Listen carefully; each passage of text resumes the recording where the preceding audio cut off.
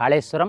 మనం ఇప్పుడు ఈ కాళేశ్వర క్షేత్రం గురించి పురాణకాలం, స్కంద పురాణ అంతర్గత కథలు, తర్వాత కాళేశ్వర ముక్తేశ్వర స్వామి పక్కన ఉన్నటువంటి గోదావరి, ప్రాణహిత, సరస్వతి, త్రివేణి సంగమాలు, వాటికి వచ్చేటువంటి పుష్కరాలు, అంతేకాకుండా ఈ దేవాలయాల యొక్క పూర్తి చరిత్రలు, ఇవన్నీ కూడా ఈ త్రిలింగ దేశం యొక్క చరిత్రను దీంట్లో మనం తెలుసుకుంటున్నాం. దాంట్లో ఇవన్నీ వస్తాయి.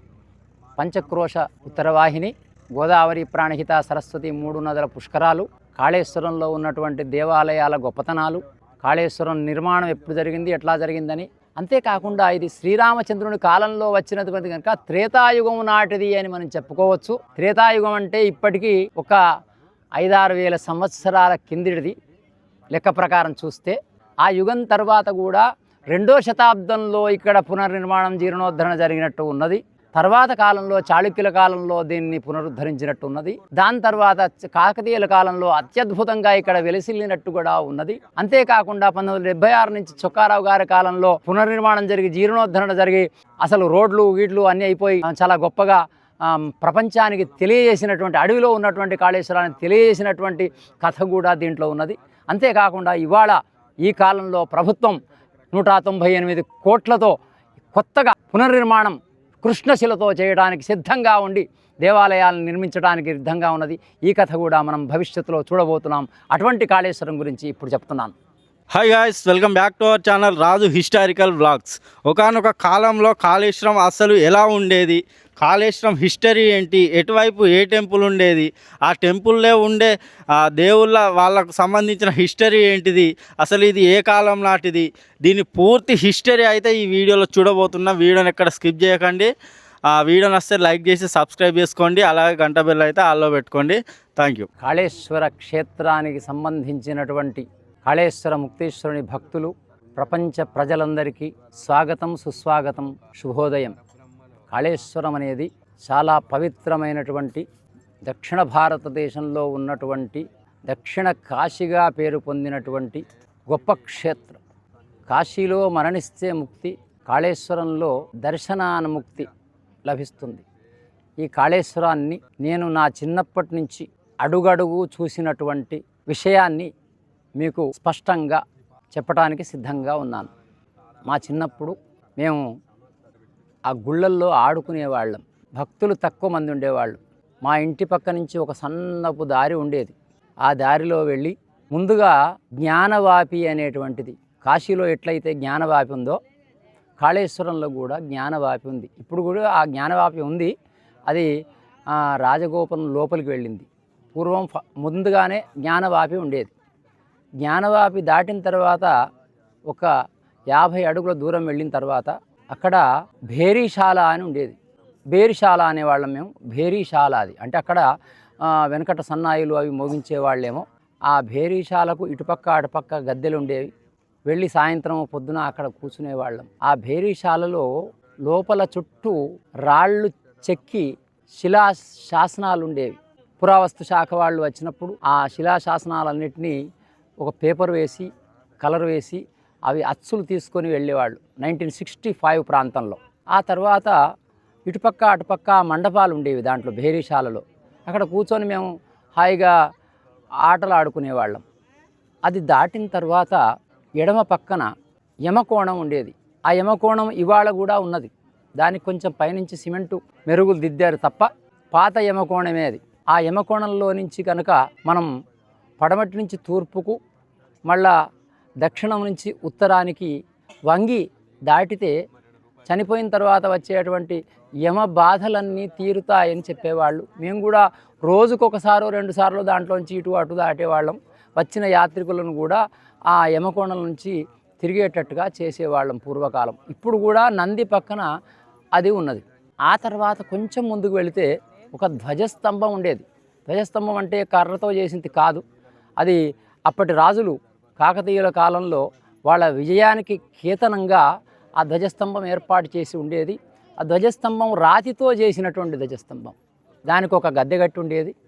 దానిపైన ఒక 4 మూలలు చిన్న గుడిలాగా ఉండి దాంట్లో ఒక నంది ఉండేది. ఏం చెప్పేవాళ్ళంటే ఆ నంది దక్షిణ అయనంలో దక్షిణం వైపు తిరుగుతుంది, ఉత్తరాయణంలో ఉత్తరం వైపు తిరుగుతుందని చెప్పేవాళ్ళు. అది జీర్ణోద్ధరణ జరిగినప్పుడు 1976 తర్వాత దాన్ని కూడా తీసివేశారు. అక్కడి నుంచి కొంచెం ఎడవ పక్కకు వెళితే అక్కడ మత్స్యావతారం ఉండేది, చేప. ఆ మత్స్యావతారం ఇప్పుడు కూడా కాంపౌండ్ లోపల ఆ వాయువ్య దిశలో పెట్టి ఉన్నది. ఆ మత్స్యావతారం నుంచి కొంచెం ముందుకు వెళితే అక్కడ యమధర్మరాజు తర్వాత చిత్రగుప్తుని తర్వాత యమదూత, ఈ ముగ్గురు ఉండేవాళ్ళు. కారణం ఏమిటంటే కాళేశ్వరం అంటే కాలుడు నిర్మించిన పట్టణం కనుక దీన్ని కాళేశ్వరం అన్నారు. ఆ కాలుడు ఒకసారి యమధర్మరాజు స్వర్గానికి వెళ్ళినప్పుడు ఇంద్రుని వైభవాన్ని చూసి ఇటువంటి పట్టణం ఒకటి భూలోకంలో ఏర్పాటు చేస్తాననుకొని వచ్చి విశ్వకర్మను పిలిపించి ఇక్కడ ఈ కాళేశ్వరం అనేటువంటి పట్టణాన్ని నిర్మించాడట. దాని చుట్టుపక్కల ఉన్నటువంటి ఎన్నో సరోవరాలతో త్రివేణి సంగమం పక్కన నిర్మించి ఇక్కడ గొప్ప పట్టణం నిర్మించాడు కనుక దాన్ని కాళేశ్వరం అన్న, కాలుడు నిర్మించినాడు కనుక కాళేశ్వరం అన్నాడు. అట్లా వాళ్ళు కూడా యమధర్మరాజు, చిత్రగుప్తుడు, యమదూతలు ఇక్కడనే వచ్చి ఉన్నారట. అక్కడి నుంచి ఇంకా కొంచెం కుడివైపుకు తిరిగి దక్షిణం దిక్కులో వెళితే అక్కడ అన్నపూర్ణ సదాపూర్ణ అని ఒక దేవాలయం ఉండేది. కాళేశ్వర ముక్తీశ్వరుని, విశ్వేశ్వరుని అంటే కాశీ విశ్వేశ్వరుని భార్యలైనటువంటి అన్నపూర్ణ సదాపూర్ణలు ఒక దేవాలయంలో ఉండేవాళ్ళు. ముందు కాశీ విశ్వేశ్వరుని ఒక విగ్రహం, లింగం కూడా ఉండేది. దాన్ని దర్శనం చేసుకున్న తర్వాత ఇంకా కొంచెం ముందుకు వెళితే ఎడమ పక్కన కిందికి దిగితే అక్కడ సరస్వతి దేవాలయము భూమి లోపలికి ఉండేది. ఇప్పుడు పైకెక్కింది కానీ భూమి లోపలికి ఉండేది. దాని లోపల అంత చీకటిగా ఉండేది. సరస్వతీదేవి వ్యాసుడు ప్రతిష్ఠించినటువంటిది. కాశ్మీర్లో బాలసరస్వతిని, బాసరలో జ్ఞాన సరస్వతిని, కాళేశ్వరంలో మహాసరస్వతి, ప్రౌఢ సరస్వతిని వ్యాస మహర్షి ప్రతిష్ఠించాడు. అటువంటి పురాతన సరస్వతికి దర్శనం చేసుకునేవాళ్ళం. దాని లోపలికి వెళ్ళి విగ్రహానికి ఇటుపక్క అటుపక్క నిలబడితే అవతల నుంచి వచ్చేటువంటి ఆ లైటింగ్, వెలుగు వచ్చి విగ్రహం మీద పడ్డప్పుడు చాలా అందంగా విగ్రహం కనిపించేది. లోపల చాలా దూరంలో ఉండేది. ముందర మండపం వేరే ఉండేది, దానికంటే లోపల సరస్వతి దేవాలయం ఉండేది. దానికి ముందరి మండపంలో గాయత్రి, సావిత్రి అనే విగ్రహాలు కూడా కొంచెం భిన్నమైనటువంటివి. ఆ ముస్లింల కాలంలో వాటిని స్తనాలను, తర్వాత శరీరాన్ని, ఆ విగ్రహాలను పగలగొట్టినటువంటివి కూడా 2 ఉండేవి. అవి గాయత్రి, సావిత్రి, సరస్వతి 3 ఒక దాంట్లో ఉన్నట్టుగా భావించేది. అక్కడి నుంచి ఎదురుగా పైకి వస్తే కరెక్ట్గా సరస్వతికి ఎదురుగా ఒక 100 అడుగుల దూరంలో అక్కడ బ్రహ్మ దేవాలయం ఉండేది. ఒక లింగానికి 4 పక్కల ముఖాలు, కింద పానవట్టంలాగా ఉండి, అంటే పానవట్టం కాదు, దానికి అక్కడికే ఉండేది. దానిపైన ఆచ్ఛాదన శిఖరం కూడా చిన్నగా ఉండేది. అది బ్రహ్మ అని చెప్పేవాడు, చతుర్ముఖ బ్రహ్మ అని చెప్పేవాళ్ళం మా చిన్నప్పుడు. అయితే అప్పుడు తర్వాత స్థపతులు వచ్చిన తర్వాత తీసివేశారు. తీసినప్పుడు అది పంచముఖలింగం అన్నారు, అది విషయం వేరే. కానీ ఇప్పుడు కూడా అది మ్యూజియంలో పెట్టి ఉన్నది. అది చతుర్ముఖ బ్రహ్మ అనేవాళ్ళం పూర్వకాలం. దాని పక్కనే వెంకటేశ్వర స్వామి దేవాలయం ఉండేది. వెంకటేశ్వరుని ఒక ఇసుకరాయితో తయారు చేసినటువంటి వెంకటేశ్వర దేవాలయం, దాని ముందర ఒక మండపం. అంటే బ్రహ్మ, విష్ణు, మహేశ్వరులు వరుసగా ఉన్నట్టన్నమాట. దాని పక్కకు కాళేశ్వర ముక్తేశ్వర స్వామి దేవాలయం ఉండేది. అయితే ఆ వెంకటేశ్వరుని దర్శించుకున్న తర్వాత ఇంకా చుట్టూ తిరిగి రావడానికి వెళితే వెనక నుంచి అక్కడ వాయువ్య దిశలో వీరభద్రస్వామి దేవాలయం ఉండేది. వీరభద్రుడి దర్శనం చేసుకున్న తర్వాత ఇంకా కొంచెం అక్కడ కాంపౌండ్ వాల్ ఉండేది. ఆ చుట్టూ ఉన్నటువంటి ప్రాకారాన్ని దాటితే కూలిపోయినటువంటి ప్రాకారం ఉండేది. అవతల మామిడి తోట ఉండేది. అది ఈదులపల్లి రామచంద్రరావు పంతులు గారిది. ఆ మామిడి తోటలో సురాభాండేశ్వర లింగం ఒకటి, నీలకంఠేశ్వర లింగం అనేది 2 లింగాలు, పెద్ద పెద్ద లింగాలు ఉండేవి. ఆ రెండింటిని ఇప్పుడు తీసుకొని వచ్చి మహారాజగోపురం ముందు కుడివైపున సురాభాండేశ్వరుడు, ఎడమవైపున అంటే అట్నుంచి చూస్తే ఎడమవైపున నీలకంఠేశ్వరుడు, ఈ 2 లింగాలను అక్కడికి తెచ్చిపెట్టారు. ఆ తర్వాత అక్కడి నుంచి ఇంకా కొంచెం ముందుకు వస్తే అక్కడ బాలరాజేశ్వర దేవాలయం ఉండేది. చాలా పెద్ద దేవాలయం అది కూడా. ఆ బాలరాజేశ్వర దేవాలయాన్ని కూలగొట్టిన తర్వాత దాన్ని తీసుకువచ్చి ఆ విగ్రహాన్ని ఇప్పుడు సుబ్రహ్మణ్య స్వామి దేవాలయం ఉన్న చోట ఎదురుగా ఉండేది. అది సంవత్సరానికి చింతాకు మందం పెరుగుతుంది అని చెప్పేవాళ్ళు. మేము బాలరాజేశ్వర దేవాలయం పైకెక్కి దాని లోపల రంధ్రం ఉండేది, దానిలో ఆడుకునేవాళ్ళం. ఆ తర్వాత ఇంకా కొంచెం దేవాలయం వైపుకు ఎడమ వైపు నుంచి చుట్టూ తిరిగి రాగా అక్కడనే ఒక నంది ఉండేది. ఉత్తర దిక్కు నుంచి ఒక నంది ఉండేది. ఆ నందిని వెనక నుంచి పక్క నుంచి పొడిచినట్టుగా ఉండేది. ఈ నంది మీద ఆ ముక్తీశ్వరుడు రోజు ప్రయాణం చేసి కాశీకి వెళ్ళి కాశీ నుంచి మళ్ళీ వచ్చేవాడు అని చెప్పేవాళ్ళం అన్నమాట. అప్పుడు చెప్పేవాళ్ళు ఆ తర్వాత ఇంకా కొంచెం ముందుకు వచ్చిన తర్వాత బిందు మాధవ స్వామి దేవాలయం, కాశీలో ఎట్లా బిందు మాధవ స్వామి దేవాలయం ఉన్నదో ఇక్కడ కూడా బిందు మాధవ స్వామి దేవాలయం అనేది ఉండేది. ఆ బిందు మాధవ స్వామి దేవాలయానికి ఏ యాత్రికుడు వచ్చినా ముందు అక్కడ దర్శనం చేసుకొని ఈ తీర్థాలన్నీ తిరగాలంటే, గోదావరి అడ్డుకున్నటువంటి అష్టతీర్థాలు తిరిగి స్నానాలు చేయాలంటే బిందు మాధవ స్వామి దగ్గర పర్మిషన్ తీసుకోవాలి, అనుమతి తీసుకొని వెళ్ళేవాళ్ళు అనమాట. ఆ బిందు మాధవ స్వామి విగ్రహం ఇప్పుడు కూడా ఉన్నది, విష్ణువు అని అక్కడ మ్యూజియంలో పెట్టున్నది. ఆ బిందు మాధవ స్వామికి రాయితో కొడితే ఆ దాంట్లో స్వరాలు వచ్చేవి, ఇప్పుడు కూడా వస్తాయి. అది ఆ మ్యూజియంలో ఉన్నది. రాయితో ఇట్లా కొట్టి చూసేవాళ్ళం చిన్నప్పుడు మేము. అది మధ్యకు పగిలి ఉండేది. ఆ దేవాలయం కూడా తీశారు, ఇప్పుడు ఆ మ్యూజియంలో ఉన్నది అది. ఆ తర్వాత దాని వెనుక కాళేశ్వర ముక్తీశ్వరునికి సరిగ్గా ఈశాన్య దిక్కులో సనక సనందన సనత్ కుమార సనత్సుజాతులు అనే ఋషులు ఒక 4 ఉండేవాళ్ళు. ఆ పక్కనే ఒక మంగళగౌరీ దేవాలయం ఉండేది. ఇంకా కొంచెం ముందుకు వస్తే ఇటు ధ్వజస్తంభానికి ముఖ్య ఆలయానికి మధ్యలో అహల్య, ఇది గౌతమేశ్వరం, ఎందుకంటే మంతిని గౌతముని ఆశ్రమం అన్నమాట. అహల్య ఇక్కడ ఉండేది. అహల్య ఆ కాలంలో ఇంద్రుని వలన బాధపడి రాయిగా మారిపోయి రాముని పాదం తగలడం వలన మళ్ళీ మనిషిగా మారిపోయింది. అటువంటి అహల్య విగ్రహం ఈ కాళేశ్వర ముక్తీశ్వరుని ముందు ఉండేది. దాని పక్కన నారదుని విగ్రహం ఉండేది. ఇప్పుడు కూడా నారదుని విగ్రహం అక్కడ మ్యూజియంలో పెట్టినట్టున్నారు. నారదుని విగ్రహం ఉండేది. ఆ తర్వాత మధ్యలో ఒక పెద్ద ఆంజనేయ స్వామి దేవాలయం ఉండేది. ముక్తీశ్వర స్వామి దేవాలయానికి ఆగ్నేయ దిశలో ఎత్తున గడ్డు మీద ఉండేది. అక్కడి నుంచి కిందికి మెట్లు ఉండేవి. ఆ పక్కనే ఈ ధ్వజస్తంభం అనేది ఉండేది. దాని తర్వాత ఇటు ప్రాకారం ఉండేది. ఆ ప్రాకారం నుంచి లోపలికి వస్తే ఇవి ముఖ్యమైనటువంటి ఉండేది. రామాలయం మాత్రం ఇప్పుడు ఎక్కడ ఉందో అక్కడనే ఉండేది. రామాలయం చుట్టూ పెద్ద పెద్ద రాళ్ళు, అసలు తీయలేనంత పెద్దవి, మొయ్యలేనంత పెద్ద రాళ్ళు వేసి ఉండేవి. ఆ రామాలయంలో రాముడు, లక్ష్మణుడు, సీత కాకుండా హనుమంతుడు ముందర ఉన్నాడు. ఇంకా వెంకటేశ్వరుడు అని ఒక విగ్రహం ఉండేది. ఆ వెంకటేశ్వర విగ్రహానికి జీర్ణోద్ధరణ జరిగినప్పుడు దాన్ని తీసుకుపోయి కాళేశ్వర ముక్తీశ్వరాలయానికి వాయువ్య దిశలో విష్ణువు అని పేరు పెట్టి అక్కడ పెట్టారు. ఆ తర్వాత ఆదిముక్తీశ్వరాలయం ఊరి బయటకు వెళితే ఆ చెరువు అవతల ఆదిముక్తీశ్వరుడు ఉండేది. ఆదిముక్తీశ్వరుడు కూడా 2 నాసికా రంధ్రాలు ఉండేవి. ఇక ముఖ్య ఆలయంలో ప్రవేశిస్తే అక్కడ ఎడమ పక్కన కాళేశ్వరుడు, మనం వెళ్ళినప్పుడు కుడి పక్కన ముక్తీశ్వరుడు, ఇట్లా 2 శివలింగాలు ఒకటే పానవట్టం మీద కొంచెం కిందికి ఉండేవి. తర్వాత ప్రతిష్ఠ తర్వాత పైకి రావడం జరిగింది. ఆ కాళేశ్వరం శివుని అది కొత్త లింగాన్ని ప్రతిష్ఠించడం జరిగింది 1982లో. 1976లో ఇక్కడికి చొక్కారావు గారు, ఆనాటి వ్యవసాయ దేవాదాయ ధర్మాదాయ రవాణా శాఖ మంత్రిగా ఉన్నటువంటి చొక్కారావు గారు మార్చి 1976లో ఇక్కడికి వచ్చారు.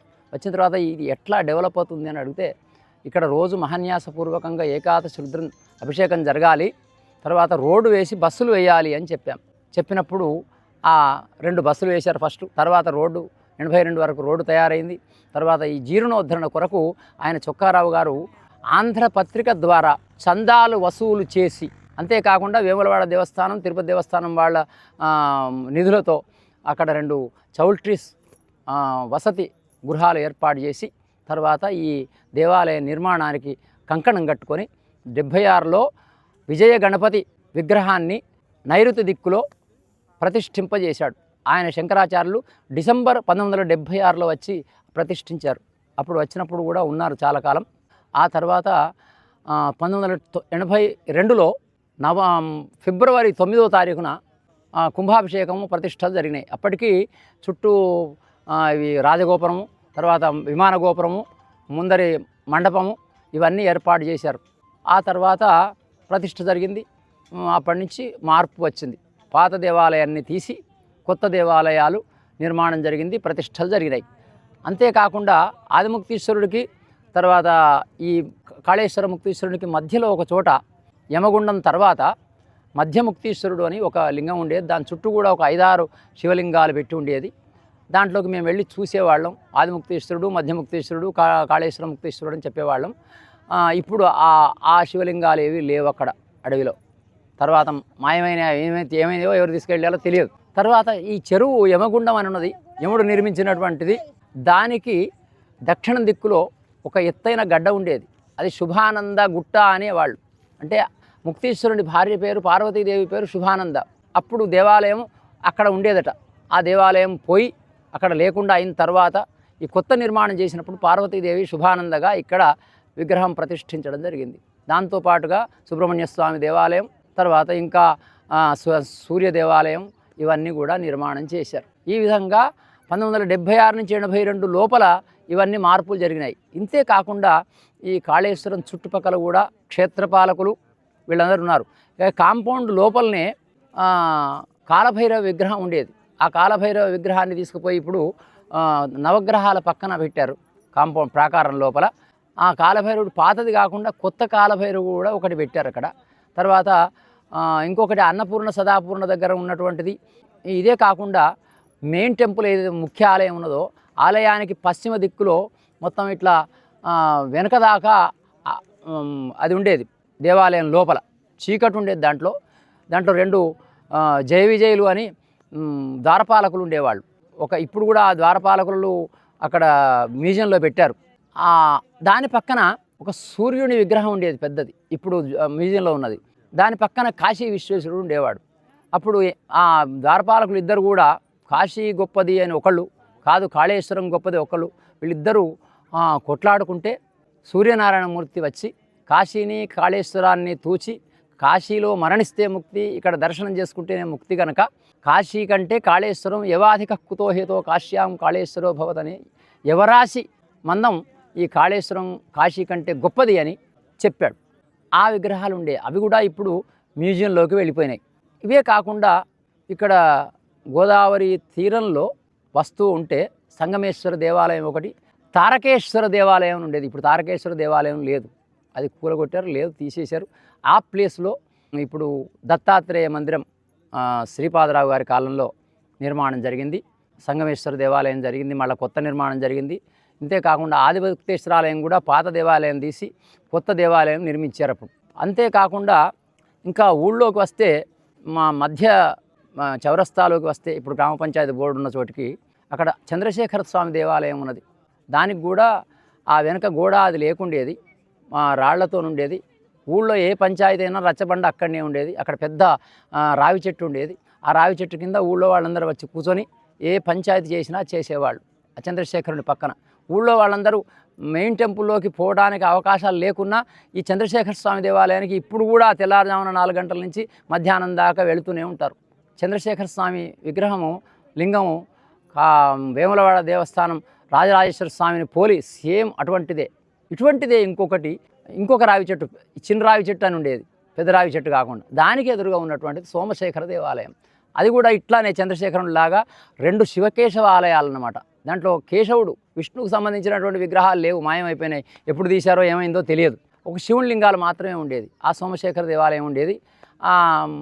కాలగర్భంలో ఆ సోమశేఖర దేవాలయం కూడా అంతే రాళ్ళు తీసివేసి పోయింది. అక్కడ శివలింగం మాత్రం ఉన్నట్టుగా తెలుస్తుంది. తర్వాత అంతేకాకుండా గ్రామ పంచాయతీ బోర్డు నుంచి ఇంకా కిందికి వెళితే చంద్రశేఖర స్వామి దగ్గర నుంచి ఒక 1/2 కిలోమీటర్ వెళ్ళిన తర్వాత ఈ ఒడ్డుకు నరసింహ తీర్థానికి సంబంధించినటువంటి నరసింహేశ్వర స్వామి దేవాలయం, దాంట్లో శివలింగం కూడా ఉన్నది. దాని కొంచెం పగిలిపోయి ఉన్నది. దానికి ఊళ్ళో వాళ్ళు, ఆ దగ్గర ఉన్నటువంటి వాళ్ళు దానికి గోడ పెట్టుకొని 2 రేకులు వేసుకొని దానికి పూజలు అవి ఇవి చేసుకుంటున్నారు, భజనలు చేస్తున్నారు, పూజలు చేస్తున్నారు. ఇంతేకాకుండా ఇంకా కాళేశ్వరంలో లోలార్కుడు అనేది ఉన్నది. లోడేశ్వరుడు అనేవాళ్ళు కానీ లోలార్కుడు అని దేవాలయాన్ని నుంచి గోదావరికి వచ్చే రోడ్లోనే కొంచెం వెనుకకు చేన్లల్లో లోలార్కు ఉండేది. ఇప్పుడు మేము అక్కడికి వెళ్ళలేదు, చూడలేదు, ఆ విగ్రహం ఉన్నదా లేదా తెలియదు. అది కూడా ఆ లోలార్కుడు కాశీలో ఉన్నట్టుగా ఈ క్షేత్ర పాలకుడు అన్నమాట. ఇంతేకాకుండా మెయిన్ టెంపుల్ ముందు 2 గణపతి విగ్రహాలు ఉండేవి. దుండి దండపాణి.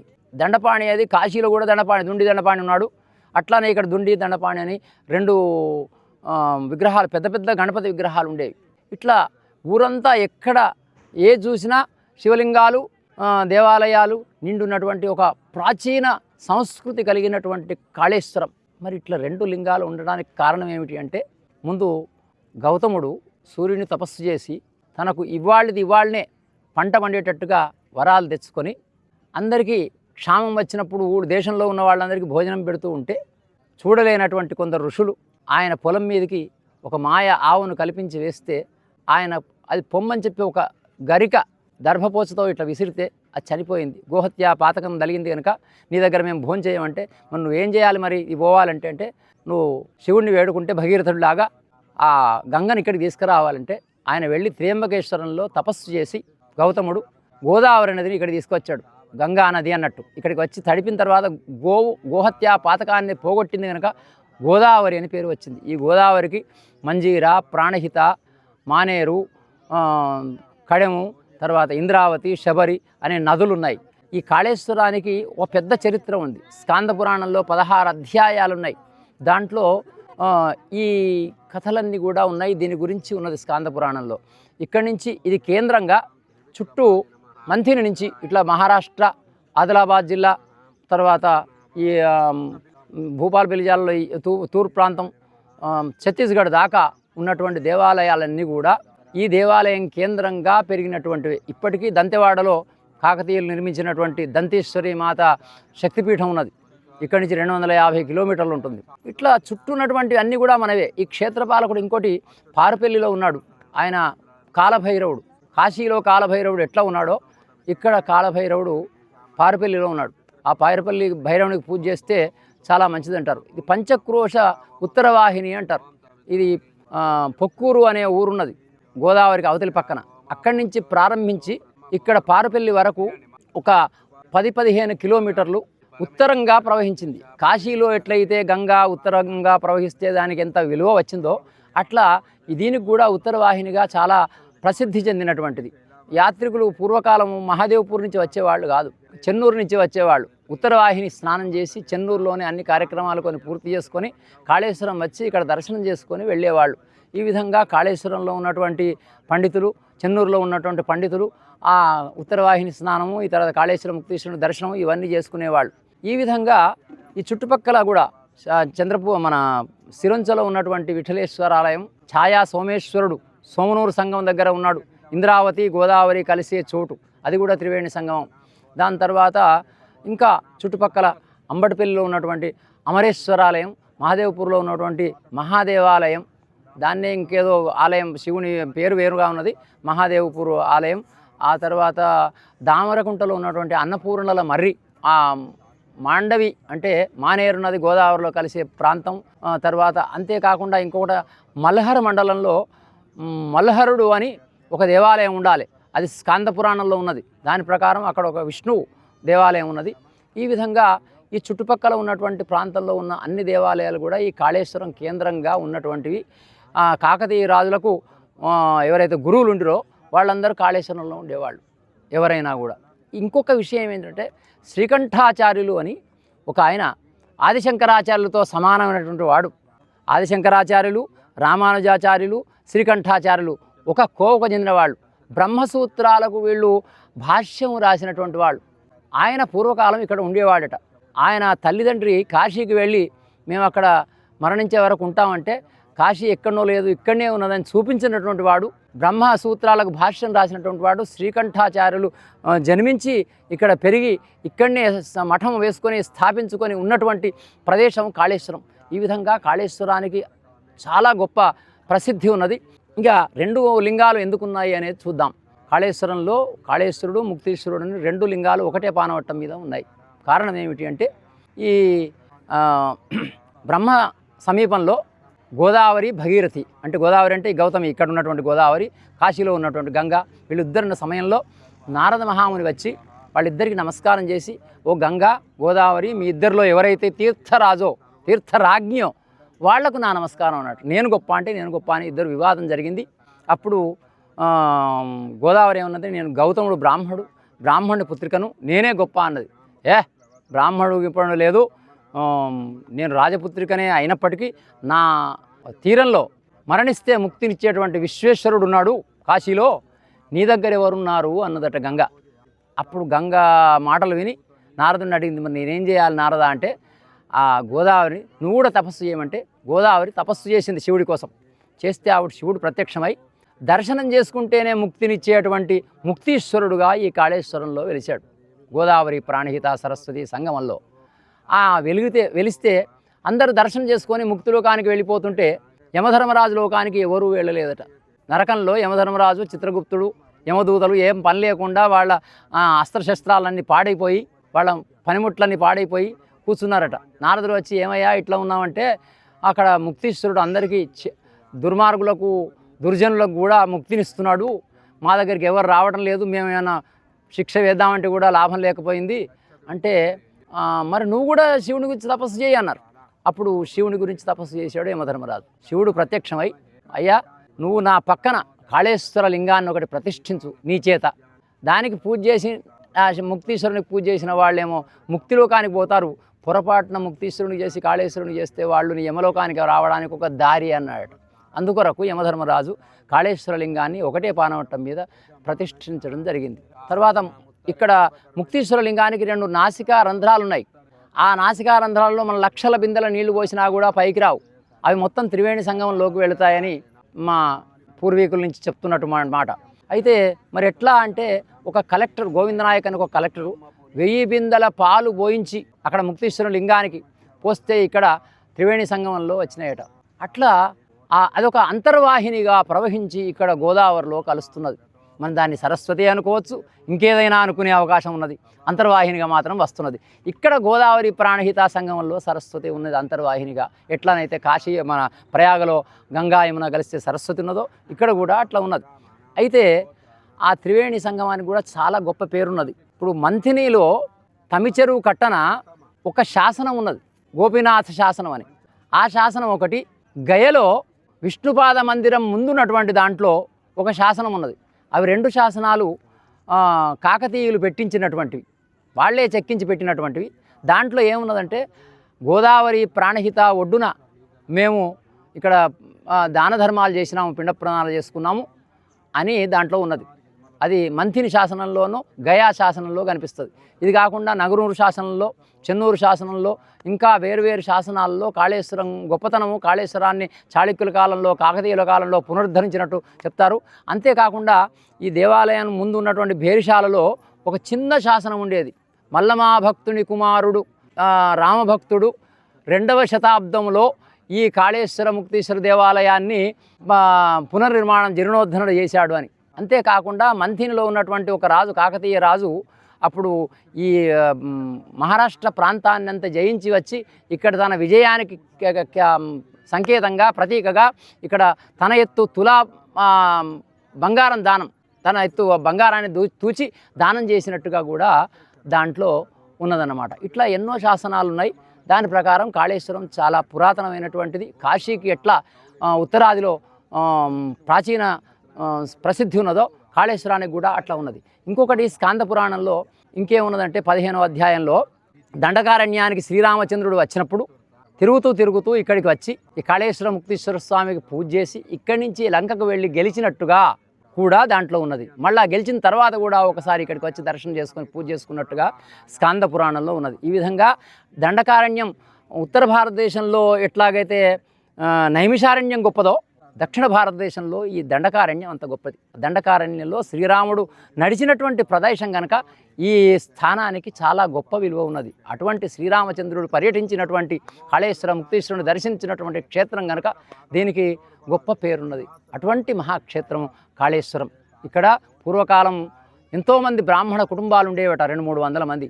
వాళ్ళందరూ కాళేశ్వరం మహాక్షేత్రం కట్టెపిడుక సురక్షితం అన్నవస్త్రం ద్వయం నాస్తి శీఘ్రమే శివదర్శనం అని వాళ్లకు తినడానికి కట్టుకుంటానికి బట్టలు లేకుండా తిండికి లేకుండా కావడం వలన ఇక్కడి నుంచి అందరూ వెళ్ళిపోయి బాంబే హైదరాబాద్ ప్రాంతాలకు వెళ్ళిపోయి ఎక్కడో బతుకుతూ ఇప్పుడు మళ్ళీ డెవలప్మెంట్ మొదలైన తర్వాత ఇక్కడికి వచ్చి 10 ఇండ్లు ఉన్నటువంటి ఇప్పుడు 40 ఇండ్లకు వచ్చింది.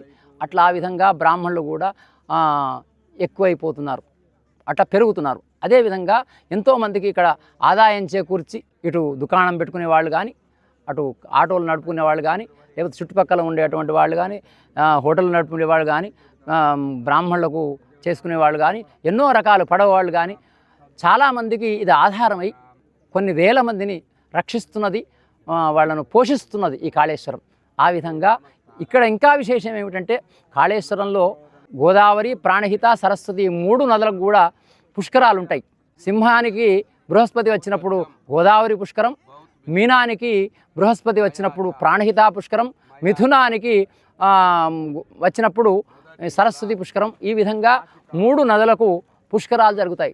పుష్కరం అంటే 12 సంవత్సరాలకు ఒకసారి వచ్చేది. ఇట్లా ఒక్కొక్క నదికి ఒక్కొక్క 12 సంవత్సరాలకు ఇక్కడ వస్తున్నాయి. వచ్చే సంవత్సరం 2027 జూన్లో గోదావరి పుష్కరాలు రాబోతున్నాయి. మొన్ననే సరస్వతి పుష్కరాలు ఇక్కడ అంత్య పుష్కరాలు పూర్తయినాయి. 2 సంవత్సరాల క్రితం ప్రాణహిత పుష్కరాలు పూర్తయినాయి. ఇట్లా 3 నదులకు పుష్కరాలు ఉండేది కాళేశ్వరంలో మాత్రమే, ఎక్కడా లేదు.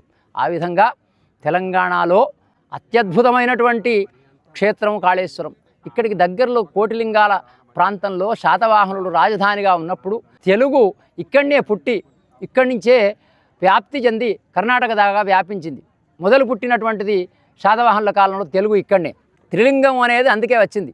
కాళేశ్వరము, ద్రాక్షారామము, శ్రీశైలము అనేటువంటి 3 లింగాల మధ్యలో ఉన్నటువంటి ప్రదేశమే త్రిలింగ దేశము. త్రిలింగం నుంచి తెలుగు శబ్దం వచ్చింది.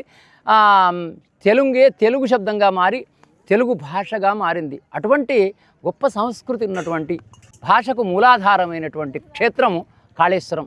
అటువంటి క్షేత్రంలో పుట్టడం, దీని గురించి తెలుసుకోవటం, చెప్పటం, 10 మందికి తెలియజేయటం నా హక్కుగా భావిస్తూ ముగిస్తున్నాను. ధన్యవాదాలు. కాళేశ్వరంలో ఇంకొక ప్రత్యేకమైన విశేషం ఉన్నది. కాళేశ్వరంలో అడవిలో ఉన్నటువంటి ఆదిముక్తేశ్వర స్వామి దేవాలయం చుట్టుపక్కలలో శ్రావణ మాసంలో తవ్వితే కొబ్బరికాయల్లాంటి గుండ్రటి రాళ్ళు దొరుకుతాయి. దాన్ని పగలగొడితే దాని లోపలంతా భస్మం ఉంటుంది, కొబ్బరికాయలాగా. దాన్ని మేము తెచ్చుకొని దాంట్లో కొంచెం పాలు తర్వాత ఇది కలిపి దాన్ని ముద్దలు చేసుకొని ఆ భస్మాన్ని ధరిస్తూ ఉంటాం సాధారణంగా. అటువంటి శివుడు తన శరీరానికి భస్మం ధారణ చేసిన తర్వాత ఇట్లా వేళ్లతో ఇట్లా అన్నాడట, చిలికాడట. చిలికినటువంటి ఆ చినుకులు ఎక్కడెక్కడ పడ్డాయో ఆ ప్రాంతం అంతా ఈ భస్మం, పాషాణ పేటిక విభూతి అంటారు, ఆ భస్మం బయలుదేరి వస్తుంది. అది శ్రావణ మాసంలో తవ్వుతారు. తవ్వినప్పుడు వాళ్ళు తీసుకువచ్చి ఇస్తే వాళ్ళకు డబ్బులు ఇచ్చి మేము కొంటుంటాం. అది చాలా పవిత్రమైనటువంటి భస్మం విభూతి కూడా దొరుకుతుంది ఇక్కడ. ఇది ఒక ప్రత్యేకమైనటువంటి విశేషం.